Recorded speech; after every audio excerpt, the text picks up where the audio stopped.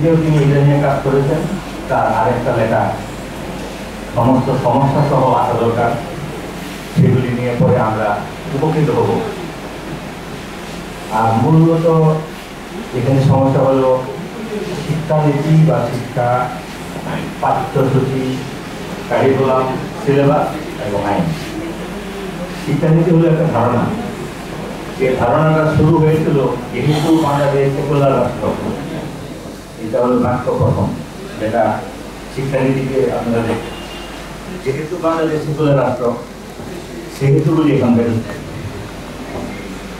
আর এই যে অন্যায় এবং অপরাধ হয়েছে, 93% মুসলমানের সন্তানরা যে সিলেবাস পড়বে সেখানে 100% হিন্দুত্ব, 100% নাস্তিকতা। এটা দুনিয়ার কোনো শিক্ষিত ভদ্র বা যুক্তিবাদী জাতির কাজ নয়। এটা মারাত্মক অন্যায়, অপরাধ, অবৈধ এবং অবিশ্বাসকারিতা করা হয়েছে। আন্দোলন চলবে কিনা জানি না, কিন্তু এই শিক্ষা ব্যবস্থা বাংলাদেশের জনগণ মেনে নেবে না। অনন্তকাল এটার বিরুদ্ধে সংগ্রাম চলবে। আমাদের দেশের মুসলমানের 93% মানুষের সন্তানকে আপনারা হিন্দুত্ব এবং নাস্তিকতা শেখাবেন আমাদের দেশের নিজেদের টাকার বাজেটের টাকায়? এটা কি মগের মূল্য নাকি? কাজে আন্দোলন মাত্র শুরু হয়েছে। যতদিন এই শিক্ষা পাঠ্যপুস্তক পাঠ্যক্রম সংশোধন না হবে এবং এটা ভিতরগত বিষাক্ত জিনিসগুলি বহিষ্কার করা না হবে, ততদিন আন্দোলন থামবে না। আমাদের আন্দোলন কোনো সহিংস বা শক্তিশালী আন্দোলন না, এটা হলো জনগণকে বোঝানোর আন্দোলন। বাংলাদেশের আলেম সমাজের কিসের মাথা ব্যথা? তারা তো এই সিলেবাস পড়েন না। কবি মাদ্রাসায় নিজস্ব সিলেবাস পড়ানো হয়। সমস্যা হবে আলিয়া মাদ্রাসা, যেখানে অভিন্ন বই পুস্তক আলেম ওলামাদেরকেও পড়ানো হবে। এবং সমস্যা সমান। ইসলাম যদি নষ্ট হয়, আলেমের ইসলাম আর সাধারণ মুসলমানের ইসলাম তো ভিন্ন নয়। বাংলাদেশের 90% মানুষের সন্তানদেরকে নাস্তিক বানাবেন, হিন্দু বানাবেন, আর আমরা কি কথা বলবো না? আমাদের এই কথা বাংলাদেশের প্রতিটি মানুষের ঘরে ঘরে যাবে। কাজে যে সমস্যা অবিলম্বে সেটা দূর করেন। আর শিক্ষা আইন হলো শুরুতে যে অন্যায় শুরু হয়েছিল, অন্যায়ের যে বাস্তবায়ন হয়েছে, এটাকে আইনগতভাবে শক্তিশালী করা।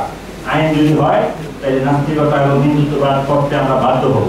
এর বিরুদ্ধে গেলে আবার জেল হবে। কেউ যদি এটা না করে তাকে বাধ্য করা হবে। এবং আগামীতে একটা অর্ডিন্যান্স হবে, ওই মাদ্রাসাতেও 8 বছর বা 10 বছরই এটা অভিন্ন পড়া করতে হবে। তখন আমরা মাদ্রাসা মসজিদে বসেও সেই হিন্দু দেবদেবীর নাম জপ করতে হবে। তাদের দেওয়া সেই বিষাক্ত গরল আমাদের গিলতে হবে। কাজে এখন বুঝতে হবে যে আসলে দার্শনিক সমস্যা একটা পৃষ্ঠার না, একটা বইয়ের না, একটা কবিতার না, দার্শনিক সমস্যা এবং রাজনৈতিক সমস্যা। এটা সমাধানের জন্য যাদের যা করণীয় সব করেন। আমি মিডিয়ার ভাইদের বলবো, আমি প্রশাসনের লোকদের বলবো, আমি আওয়ামী লীগের নেতৃবৃন্দ কর্মীদেরকে বলবো, আমি বাংলাদেশের সমস্ত মানুষকে বলবো যে আপনাদের সন্তানদেরকে কি শিখাচ্ছেন সেটার ব্যাপারে চিন্তা করার দায়িত্ব আপনাদের আছে। শুধু পৃষ্ঠা হুজুরের কাজ এটা নয়, শুধু আলেমদের কাজ এটা নয়। আমরা অ্যাওয়ার করলাম, আমরা বললাম কি কি আছে। আর ঈশা সাহিদি ভাইয়ের একটা কথা আমার কাছে বলার মতো মনে হলো, এখন একটু বলি, শেষ করেছি তো বইটা বলি। আমাদের দেশের শিক্ষা ব্যবস্থাকে ধ্বংস করার জন্য নতুন সমস্ত কাজ হচ্ছে। নতুন যে পরীক্ষাগুলি বাড়ানো হয়েছে, সমস্ত পৃথিবীতে পরীক্ষা কমানো হয়। আধুনিক বিশ্বে পরীক্ষা কমানো হয়। বাংলাদেশে ব্রিটিশ আমলে যে পরীক্ষা ছিল 4টি, এটা এখন 6টা। আপনার একটা হলো মাধ্যমিক, মানে প্রাথমিকের আগে প্রি প্রাইমারি একটা পরীক্ষা, প্রাথমিকটাকে আবার বলে 8, সেখানে একটা পরীক্ষা, মেট্রিকুলেশন একটা পরীক্ষা, ইন্টারমিডিয়েট আরেকটা পরীক্ষা। এই যে জাতীয়ভাবে পরীক্ষা দেওয়ার অর্থ হলো মানুষকে ছড়িয়ে ফেলা এবং মেধাবী ছাত্রদেরকে বঞ্চিত করা। এবং আমাদের প্রতিষ্ঠানে নাস্তিক মুরতাদ টিচারদের কাছে যারা পড়বে না তাদেরকে অশিক্ষিত করে রাখা। এর আগে দেখা যেত যে আলেমরা মাদ্রাসায় পড়ে, একটা পরীক্ষা দিয়ে তারা দাখিল ঢুকে গেল, একটা মেট্রিকুলেশন দিয়ে তারা স্কুল কলেজে চলে গেল, মূল ধারায় তারা শিক্ষিত হলো। সেটাকে বাধা করার জন্য বেরিয়ার সৃষ্টি করা হয়েছে। আগে 3টা বাধা পার হইলে মাস্টার হইত, এখন 7টা বাধা পার হইতে হবে। আমি মনে করি পীর সাহেব হুজুরের মাধ্যমে, আজকের এই গোল টেবিলের মাধ্যমে আমি এটা দাবি করব যে ইউরোপে একটা পরীক্ষা হয় এ লেভেল ও লেভেল, ঢাকায় বসেও সেটা দেওয়া যায়। তাদের সিলেবাস যদি কেউ ফলো করে তাহলে এখানে পরীক্ষা দিয়ে সে ও লেভেল এ লেভেল পাস করতে পারে ব্রিটেনে।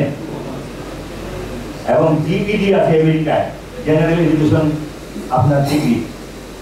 একটা লোক যদি শ্রমিক হয়, একটা লোক যদি কৃষক হয়, একটা লোক যদি দারিদ্র্যের জন্য ছোট সময় পড়তে পারেনি, সে বৃদ্ধ বয়সে যদি পড়তে চায়, তাহলে জাতীয় পর্যায়ে একটা পরীক্ষা দিলে সে শিক্ষিত বা গ্রাজুয়েট হিসাবে সে পরিগণিত হয়।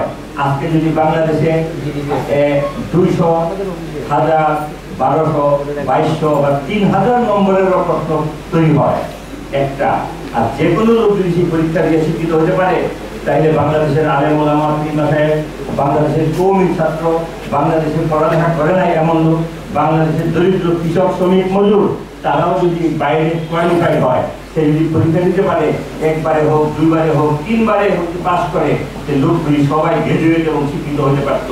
সেই শিক্ষিত হওয়ার পথকে বন্ধ করার জন্য উন্নত বিশ্বের পরীক্ষা কমানো হচ্ছে এবং ন্যাশনাল কারিকুলামের মধ্যে মানুষকে শিক্ষিত করে, উৎসাহিত করে, এনকারেজ করে, তাদেরকে সার্টিফাইড করার জন্য সরকার চেষ্টা করে। আমাদের দেশে শিক্ষাকে আরো বাধা করে, আরো বেশি পরীক্ষা দিয়ে, আরো বেশি বোঝা দিয়ে ছাত্রদেরকে শিক্ষা থেকে দূরে সরানোর জন্য এবং জেনারেল শিক্ষায় আলেম ওলামাদের প্রবেশকে বন্ধ করার জন্য, এমনকি সমস্ত শর্ত পূরণ করার পরেও ঢাকা বিশ্ববিদ্যালয়ের বহু জায়গায় মাদ্রাসা থেকে যারা আসে, মাদ্রাসা বেশ ছাত্রদেরকে প্রবেশ করতে দেওয়া হয় না, ভর্তিতে দেওয়া হয় না। সেই ষড়যন্ত্রগুলি আমাদের ফাইন্ড আউট করতে হবে এবং এগুলির বিরুদ্ধে সোচ্চার হতে হবে জনগণকে নিয়ে। আমি আমার কথা দীর্ঘায়িত করতে চাই না। আজকের গুরুত্বের জন্য আমরা ইসলামী আন্দোলন নেতৃবৃন্দকে অভিনন্দন জানাই। অন্যান্য ইসলামী সংগঠনও এরকম গবেষণা করুন এবং যারা এগুলি বুঝেন এবং করেন তারা লিখতে থাকেন। সমস্ত গবেষণামূলক জিনিসগুলি আমাদের হাতে আসুক, আমরা সব জায়গায় সতর্ক করি এবং আন্দোলনে অবশ্যই আমরা বিজয়ী হব। কারণ মুসলমানদেরকে হিন্দুত্ব এবং নাস্তিকতা পড়াবেন আর মুসলমানরা ঘরে বসে থাকবে, সেটা যারা চিন্তা করেন বোকার স্বর্গে আছেন। আন্দোলন কাকে বলে দেখবেন। আলহামদুলিল্লাহ, ধন্যবাদ জানাবো।